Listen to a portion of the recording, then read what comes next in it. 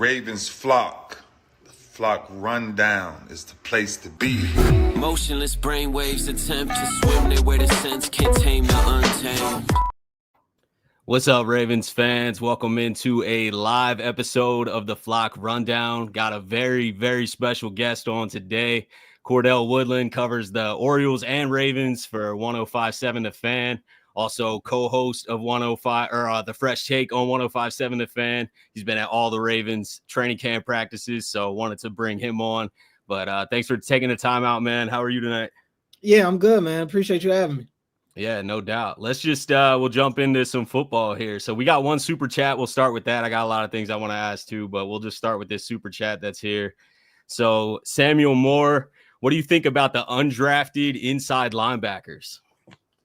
So let's see who some of those guys are. Maybe like Jay Higgins, maybe? Higgins. Yeah. A lot of those guys, especially right now with the last 2 days being pads, you're seeing fewer and fewer reps for some of those dudes. So Higgins had a play today that kind of stood out to me, that it wasn't necessarily a in between a whistle situation, but he kind of came over. I forget who it was that had the ball, but he comes over and kind of throws a kind of a late punch at the ball after the whistle's been blown. And that's one of those types of plays where you kind of, your ears perk up, because especially in pads in this heat, that's where some of the scuffles start to happen. People kind of playing beyond the whistle and stuff like that. But, and I made this point to a media member earlier, you got to, especially for some of these undrafted guys on this defense as a linebacker at that, you got to find a way to show up on film. So I don't think trying to punch the ball out after the whistle is necessarily that, but it's just, I guess, trying to stay in the coaches' faces and stuff like that. But those guys aren't, to be honest with you, getting a whole lot of reps.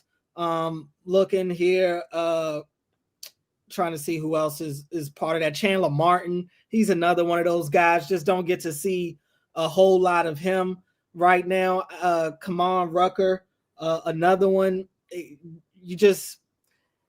These guys are just honestly out there getting a lot of their work in on special teams. They do a lot of stuff when the threes and the twos go to a separate field. They may do stuff like that, but in terms of team activities, it's not a lot of opportunities for those dudes to be had, which is why it's so important for them to showcase what they can do in these preseason games when they get in the game, and the limited reps that they do get in practice. You're just not afforded many bad reps when you're an undrafted guy. Makes sense, man. We got Engraven with the super chat. He said, no questions, just got love for both of y'all. Keep it up, man. Shout out to Engraven. He's dropping great content over there. All right, let me get into some of my questions now. So offensive line updates. I know it's only been 2 days with the pad, so it's super fresh, not a ton of sample size here. Mm-hmm. And I know you were speaking pretty highly of some Roger Rosengarten reps yesterday. What have you been seeing from the guard play? I know a lot of people have been talking about Fa'alele's offseason improvement. He's dropped some weight, and just his commitment to working so hard throughout the offseason. And then we got, maybe a left guard battle. What is your insight on the left guard situation? Is Cleveland, in a rotation there to even compete, or does it look like it could be Voorhees? And what are you seeing from the offensive line in general? Yeah, I mean, in my mind, I do think it's Voorhees' job to lose. I think that's the guy that they want to be in that spot, but they are giving Cleveland a run. They have been alternating days of those guys, running with Lamar and those dudes. So they are giving Ben Cleveland a look.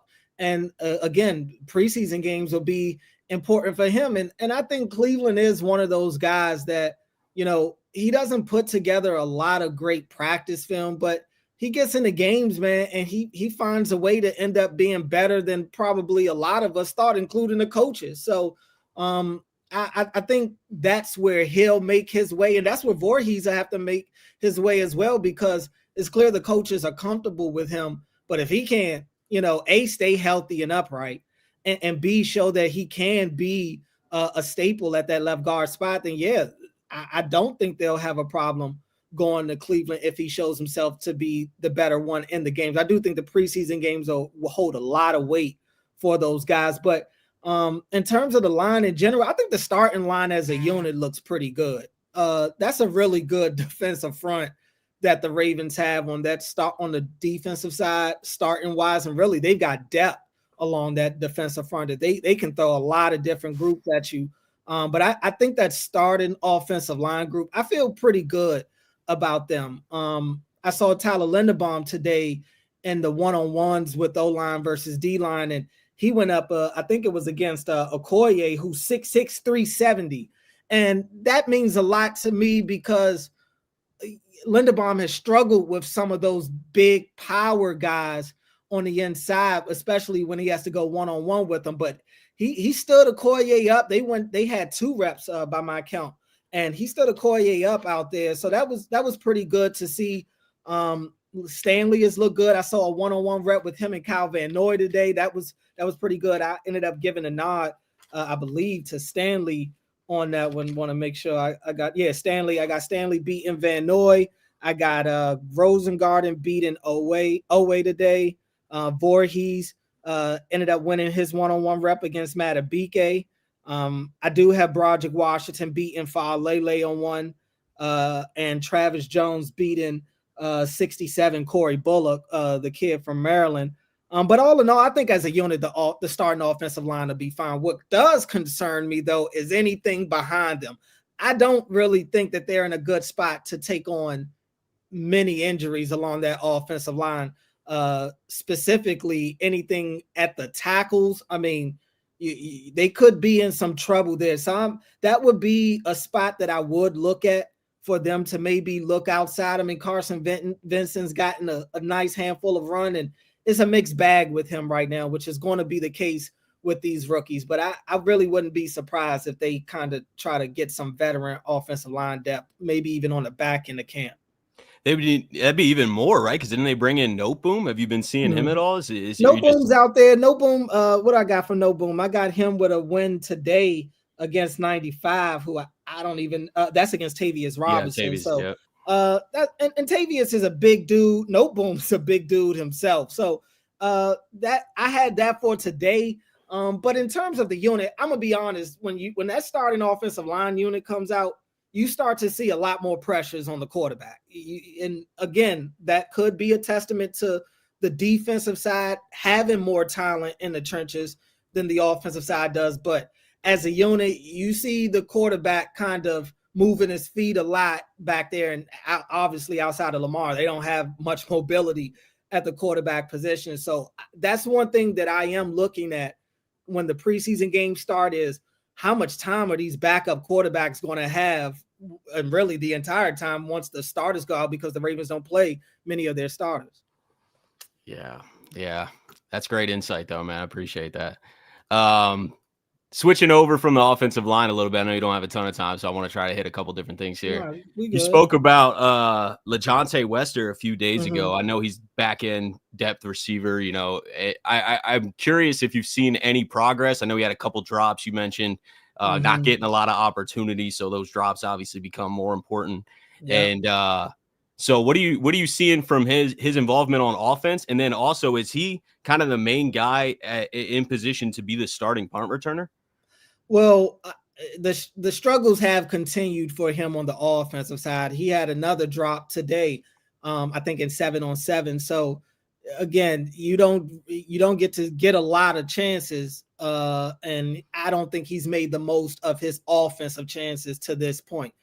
They are giving him a serious look at punt returner. I would probably say he's in the lead for that, but we don't, that's a very early unofficial depth chart kind of thing right there. We'll see how that goes.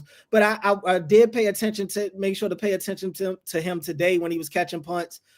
He caught all the ones I looked at, and that wasn't the case when I watched him the other day. I saw at least 2 hit the ground. So today I didn't see him drop a punt. That's a really good sign. I just really think for him right now, that's where he's going to make his way. And that's a difference in my tone for real compared to what I was saying about him maybe definitely before training camp had started. I was kind of optimistic that he would be able to find a way to maybe help them in some limited opportunities on the offensive side, but I just haven't seen him catch the ball consistently enough to think that he's really going to get a look there. So punt returner is and it's tough at receiver. I don't know how many receivers they're going to keep, but if he's not the starting punt returner, I don't think he makes this active roster. He'll be a potential practice squad guy, but I have a tough time seeing him make the 53-man if he's not going to be this team's punt returner, right? At least right now. Yeah, that makes sense. Shout out to TM for the super chat. Thanks for the live. Thanks for tuning in. We appreciate it.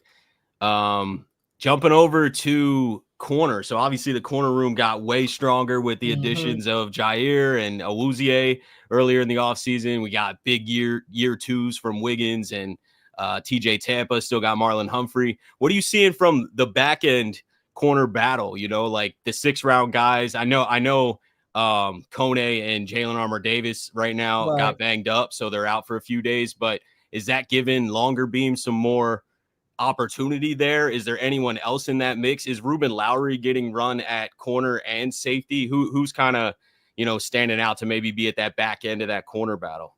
Yeah, I mean, Lowry probably has the edge right now. He's made the most plays, just really going throughout the entirety of summer, OTA's mini camp and now training camp. He's made the most plays out of anybody on the back end of that cornerback room. And, you know, anytime John Harbaugh unpromptedly brings you up at a press conference, I mean, that's got to hold some sort of weight. And I do think he's kind of flashing a little bit. So he's definitely one I would say has the lead out of all those guys. Longer Beam, I just think he's a project. And maybe he's one that the Ravens feel like is worth, you know, investing in and worth giving some time to, because there are traits of his that they do like. But I think his biggest issue for me right now is that he doesn't play with confidence. And as a corner, you have to play with confidence. He had a rep today against Anthony Miller in 7-on-7s. I mean, Anthony Miller hit him with a really quick curl route, a little longer than I would call it a hitch, but it was a quick route. And I mean, Longer Beam, he breaks his ankles. I'm not even gonna lie. He puts him on the ground, and the ball didn't go to him, thankfully, so the camera didn't necessarily catch it. But I've been making it a mission to try to watch Longer Beam as much as I can, because I want to start to see him make some plays. I just haven't seen it yet. And again, I think his biggest issue is playing with confidence, and you can see it in his movement. He's not necessarily trusting his instincts. And against these receivers that the Ravens got out there right now, I mean, it could look bad for you. So again, I wouldn't be surprised, considering he is a guy that the Ravens invested a draft pick in, that they give him some time and try to, you know, let him work out the kinks. And look, maybe he's a gamer. Who knows? You know, it's just practice right now going up against their own dudes. So it's very early in camp too. So all of this stuff can change over time, but I haven't seen a lot from him. Keon Martin, he had a nice play today. I saw him get what I would have called a sack on a quarterback coming off the nickel blitz earlier today. So those are the types of things you need to take advantage of, but haven't necessarily seen a lot from the back end guys, I would say, outside of Lowry. If we're talking about corner, like you said, Kone, he got hurt, so we obviously haven't seen a lot from him. TJ Tampa, I think he's solid. I think they do like Tampa. Off the top of my head, I mean, looking at it, Wiggins, Awuzie, I'm taking Armour-Davis out for now. Marlon, I would probably say Tampa would be maybe that 4th corner, right? Oh, I didn't mention Alexander. So yeah, Tampa would be probably their 5th corner right now. And again, how many of those are they going to keep? Right. Yeah. So you put him right behind Awuzie. Have you been seeing much from Awuzie? I know he was limited a couple days, but yeah, I mean, he's out there. I can't say that he's making a lot of plays, but I think Awuzie is going to be a guy that they use similar to who was the corner that was here 2 years ago, Ronald Darby. I could see that, where Darby ended up playing a lot because of injuries, but Darby, who had an injury, he came off of ACL, I think the year before he came to the Ravens. So they were really strategic about when they used him, when they were at their best. I think that's how they're going to treat Awuzie. I think they want to get him on the field, but I think they also kind of want to try to protect him as best as they can. And they have the luxury of having a very deep secondary right now, to where they will be able to kind of throw out a couple of different units at times. Yeah, for sure. Yeah, that Jair addition helped a ton. I Oh feel like yeah, took for a lot sure. of pressure I off. mean, Jair has been a great addition. I think he is exactly what this team needs. They, as a whole, he brings just a level of confidence that nobody else on the roster showed. I'm not saying they didn't have that confidence, but he shows it every time. I mean, Marcus Peters is probably the closest one I could think of to the way that he carries himself on the field. And Peters really wasn't even the talker like Jair. And Jair, any fans that have been at practice, they see him engaging with them in between reps and stuff. I mean, he's definitely enjoying his time in Baltimore right now. Yeah, that's good to hear, man. Sticking in the secondary, the safety battle behind, obviously we got Starks and Kyle Hamilton. But there's some young guys behind there. You know, you got Bo Braid, Sanusi Kane. I know Lowry might have been getting some reps at safety. I saw your update today. You were saying that Bo Braid was out there hitting. Yeah. What have you seen from Sanusi Kane, Bo Braid? Do you think that one of those guys might end up getting that our Darius Washington type third safety type role that we obviously are missing without our Darius? Well, I think that I think Bo Braid definitely has kind of the leg up over Sanusi Kane in that if they were to go that route, in the sense of, you know, Braid, I think, is better on the back end. And with Kyle and Malachi, it's no telling how they want to use those guys or how they'll use them on that specific play. But I do envision at least one of those guys being up in the box. And if they want to put both of them up there, at least Braid gives them a guy that they can trust on that deep third on the back end of the defense. So I think he has the leg up. But I will say, I think he and Sanusi Kane are a really good tandem. Those are two guys, that safety duo between them two, that's going to be a good watch, I think, in preseason, because they both play with physicality. Bo Braid was hitting today. Sanusi Kane was hitting right along with him. He had a hit on Marcus Major, number 36, a running back for the Ravens. He had a hit on him on the sideline today, and that's to go along with the hit that Bo Braid put on Keaton Mitchell earlier. And Kane rocking that 21 out there. We've been talking about how he looks like he's put on a little weight back there too. So both of them look like they could be thumpers a little bit right now, and they're both flying around out there playing aggressively. I think they're giving Zach Orr exactly what he wants to see on the back end of that defense. Health is the big thing for them, and the Ravens are going to flood the field with the secondary. So I would anticipate these guys getting opportunities to get on the field. You spoke about the kicking competition a little bit today as well, and said one thing that stuck out, because I've been hearing a lot of, I know Loop's had some up and down days, but I've been hearing, Loop's more in the lead. But with your commentary today, you were saying that you feel like Hoyland was a little bit more consistent. Can you elaborate on just what you've seen from those guys and why you think that Hoyland may have been more consistent right now? Not saying he's going to win the job. We don't know, but I mean, your thoughts. Definitely. Loop still has he's the drafted guy, so he'll definitely have the leg up. And like I did mention in the video too, it could be that I feel like I've seen more of Hoyland because he was the guy when we were out there during mini camp a lot. He was the guy kicking. He was getting most of those kicks. We saw Tyler Loop kick. Maybe I think training camp only went 2 days, and Loop kicked on one of them. So, and you combine that with the OTAs, we just didn't see a lot of Loop up until training camp started. And Loop was perfect until yesterday. But I don't know. It just feels like definitely on those, 35 and in, Hoyland, he just has been so consistent. And even with his misses, today he went that was yesterday. He went 4 for 4. Today, he ended up having to miss. What did he go? 1, 2, 3, 4, 5 for 6 today. And that 6 one, that one that he missed was the 51-yarder going right. Even though 48 yards was still his longest for today. So I like, while he had the miss and he has had a couple of misses this summer, I don't get the sense that there's this like huge gap between Hoyland and Loop when it comes to the kicking battle. Again, I definitely believe Loop is in the lead by default, but I do think that these practices are holding weight. I think Hoyland, when he does get the days to kind of just showcase himself, he has taken advantage of them for the most part, but it's going to come down to the games. And even then, how bad does Loop have to be for them to actually go with Hoyland? I think that's the question for me. I think Hoyland would have to be undeniably good, or Loop would have to be outrageously bad for him to not win this job, in my mind. Yeah, that makes a lot of sense too. I feel like Loop definitely is going to win the job unless what you're saying happens. So you know what I mean? Like he just gets in a game and misses like 3 straight field goals, and then Hoyland's perfect all through the preseason. Yeah, I definitely agree with that. Appreciate that insight.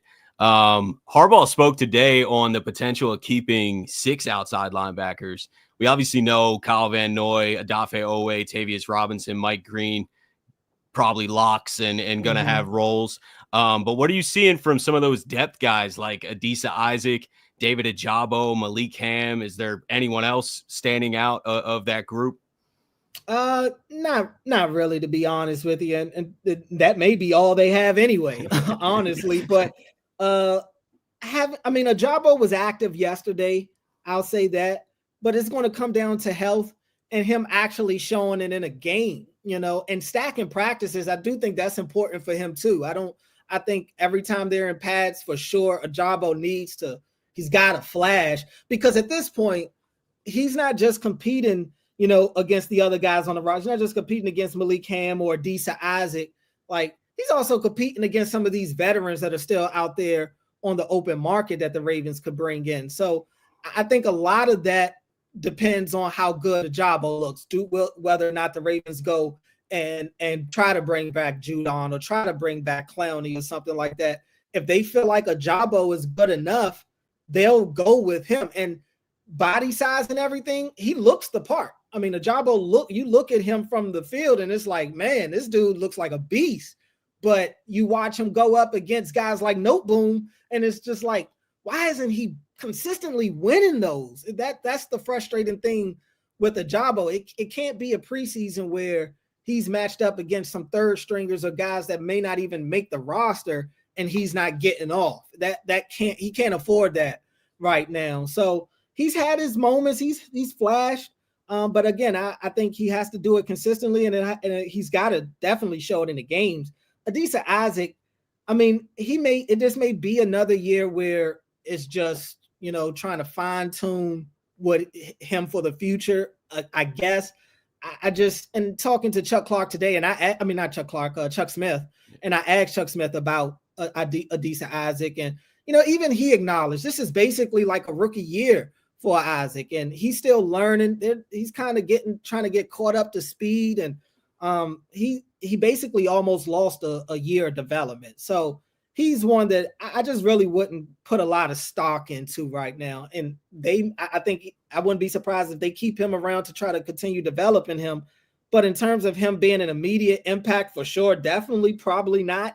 Even this year, we'll see how the year goes. And Malik Ham, kind of similar thing. I mean, he's not flashing to me a lot. He may be a guy, and this was the case for him a couple of years ago. He started showcasing himself in the preseason games. So maybe that's the route he goes again this year. But I can't say that Malik Ham has necessarily jumped off the screen to me when I'm watching those guys. Have you seen a difference in Owe? I know it's only been 2 days with pads, so we're talking about a small sample size here, but the weight gain that he put on, and talked today about, I don't know if you asked a question or not, but somebody asked a question about like his, repertoire moves, his versatility now that he has, especially with that weight gain. You would just imagine he gets more power. So are you seeing a different Odafe Owe at all? Not that he was bad, but like, have you seen a different version of him? I mean, he's stronger, no doubt. I mean, you look at him, his arms have definitely been inflated or something. I don't know, but he's definitely put on good weight. I think Owe's a pro. I think, to be honest with you, sometimes it's tough to really gauge how a guy is looking out there in practice or at camp. They can't hit the quarterback. And that's kind of what Owe was talking about today, because I asked him about the play of Lamar that the Ravens put the video out of Lamar kind of scoring on that big touchdown run. And guys are pulling up. So he talked about not really being able to all the time do exactly what you would do in the game. It's it's them just getting reps in. But he's a professional. Dafe at this point is a veteran. He definitely carries that. He's kind of one of the elder statesmen in that outside linebacker room right now. So you watch him on the field. I feel like that's how he carries himself, as one of the, leaders on that defense at this stage of his career. And he has his reps to where he wins immediately. But I do think he is starting to he's always been a speed guy, kind of this finesse guy. I do think he is kind of trying things out with that power, with the added weight right now. He kind of mentioned that a little bit today too. So it's still very early in camp. We'll see how it goes. But right now, and even Lamar talked about it, sometimes he's throwing passes sometimes that are outside the, where it's supposed to go. He's just trying things. So that's a little bit of what guys are doing right now too. Yeah, makes sense. That's good to hear though. One guy that's constantly flashed, and not even just through training camp, but just been hearing his name all off season, is Tez Walker. Mm-hmm. Are you seeing a difference in him, or is it just more opportunity, more confidence, more comfortability? We know he's had speed. I mean, he's always been fast. I feel like he's always been able to stretch the field. He was dealing with injuries last offseason too. That's a good point. But what are you seeing from Tez? What are you seeing with his potential involvement with the ones and the starting offense this year? Yeah, I mean, Tez, without a doubt, looks better. I do think it's a combination of more opportunities, but I mean, how different, granted, they added D-Hop, but how different is this Ravens wide receiver room compared to last year? Not very different. Just you could replace D-Hop with Aguilar, still kind of the same depth chart. And he wasn't getting the same looks last year in practice.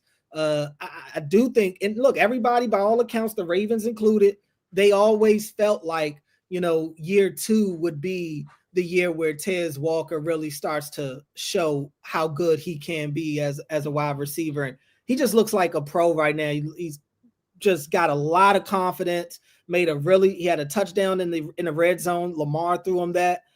He had a really nice sliding catch over the middle of the field against Malachi Starks too. I just think Tez Walker right now, the game is starting to slow down for him. The injury bug, like you mentioned, isn't hitting him right now. But 8 he's gaining confidence with 8, and that's really all that matters. You start gaining Lamar's trust, all of a sudden you start to see those opportunities show up. And I don't think he's just a take the top off the defense guy. He's running some routes over the middle as well too. So Tez has been very impressive. He's been one of the biggest surprises, I would say, to this point in camp, and not just training camp, but like you said, all throughout the summer. He's really stacked a lot of practices. Nice, man. Coming up on end of our time here, but I just want to ask final question is, what has stood out to you the most? Like, has anything shocked you that you just weren't, it could be a player, it could be anything about training camp, just like what is on your mind that you just, didn't really see coming, or a player maybe that you didn't see coming? I think kind of going back to Jair, I don't think I may have underestimated the impact that he would make on this team, not even just the defense, but the team. And I always felt like that was a good addition. He's always been a really good player. I mean, he's an elite corner when he's healthy. Health is the big question mark, but he brings a different type of energy to this team that they didn't have. The Ravens have always, it seems like, the Ravens are the class act organization, and they're not the biggest beat your chest type of guys. But this dude is one that I think will allow them to kind of be comfortable, showing how confident they are as a team. This team is filled with a lot of really good players, obviously. And sometimes you got guys like Kyle Hamilton who will go out there and make plays, and Kyle is a subtle dude. He's not going to do a whole lot of talking, but sometimes you need one of those dudes. You need somebody that's going to, hype you up or hype up his own play, and all of a sudden other guys start feeding off of that momentum. You need somebody that might come to you on the sideline and kind of let you know you ain't looking like yourself today, and we need you. And he definitely has that. So I just think obviously on the field, what Jair brings will be really good for the team. But I just think intangibly, the energy, the confidence, just all of that stuff, I think it'll be a really good addition for the Ravens. It'll give them a little, I hate this word, swagger, but it will give them a little more swagger than I think that they have had recently, despite having players that, could easily go out there and beat their chest. They just don't. Jair will bring out a lot of personality from these dudes for sure. It probably helps too because his track record, like he's already such an established player that succeeded in the exactly. Yeah. So like other players are gonna just gravitate towards that energy naturally because he's already got the proof. Is that someone that you think the Ravens could end up like keeping him around, or do you really see this as like a potential 1-year rental? I know you probably don't have any insight. I was just your genuine opinion. Odds are it's probably a rental. If he goes out there and he looks like Jair Alexander, he's going to make himself a lot of money somewhere that the Ravens just don't have. So it's a great opportunity because, the Ravens need him and he needs the Ravens, and they got him for cheap this year. He threw him a bone this year already. So I think that's even more a reason for them to try to cash in on this team that they have this year, because they're not going to have this roster to come next year. It's not going to be a bad roster, but there will be some moving pieces, and Jair is probably going to be one of them.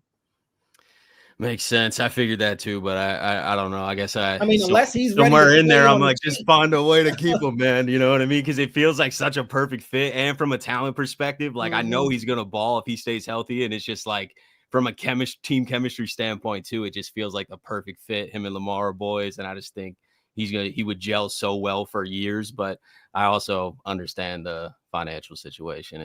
Never say never. We see some crazy things in the NFL. I didn't think he'd be here this year. I didn't expect him to turn down more money to come to Baltimore, but here we are. So definitely never say never. But most likely he'll be somewhere else. But again, that's fine. You get him for this year, and if he's healthy and a really good corner again, that's a win. Yeah, facts. Well, appreciate you, Cordell, man. I appreciate you taking out the time and coming on and talking to all of us and giving us some insight, and love the daily updates. Keep doing those, man. I think that's insight that we can't really get. We see a lot of tweets and stuff like that, but like the way you're describing what you're seeing at camp, like it resonates. Like I've seen the comments, like everyone is very supportive of that. So everyone go follow Cordell. Show him some love and get tuned right in from the direct source. Yeah, I appreciate that, man. I'm just trying to bring the news to everybody as best as I can. And I know everybody's starving for football because I am. Yeah. and with the baseball season going the way that it has in Baltimore, all of us are trying to turn the page to football as fast as possible. Yeah. No doubt. But all right, Cordell, appreciate you, man. Thank you, everyone who's watching. Hope you guys have a beautiful rest of your night, and let the greatest linebacker in the history of the game take us out. Ravens flock. The flock run down is the place to be. Motionless brainwaves attempt to swim their way to sense, can't tame the untamed.